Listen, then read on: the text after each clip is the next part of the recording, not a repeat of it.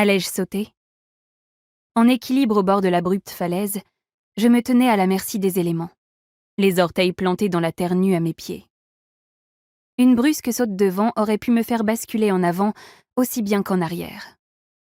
La plus petite secousse sismique et j'aurais pu tomber, ou me mettre à voler. Et si je disparaissais? Y aurait-il quelqu'un pour me regretter? Sans doute pas. Pas moi, pas la fausse princesse de Cantis.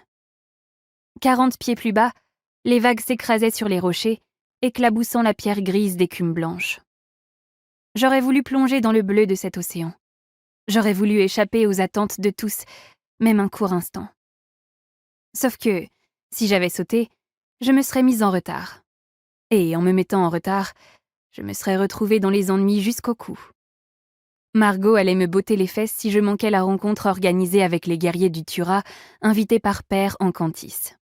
Je ne pouvais donc sauter, surtout pas aujourd'hui. À regret, je m'éloignais du précipice et de la tentation.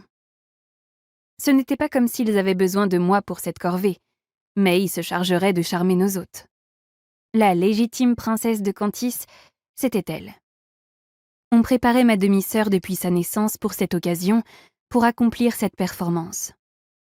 Tôt ou tard, elle serait reine du Turat. Et ce soir, elle pourrait rencontrer certains de ses futurs sujets, avant son mariage avec leur prince héritier, plus tard dans l'année.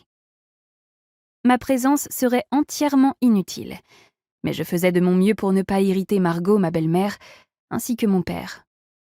J'avais beau ne pas être sa fille préférée ou la princesse aimée des foules, il n'y en avait pas moins une couronne dans ma chambre.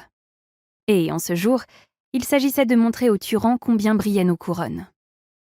Les épaules tombantes, je m'éloignais d'un nouveau pas de la falaise, puis d'un autre encore, la plante de mes pieds s'enfonçant dans l'herbe avant qu'ils n'aillent se glisser dans les chaussons anthracites que j'avais abandonnés plus tôt.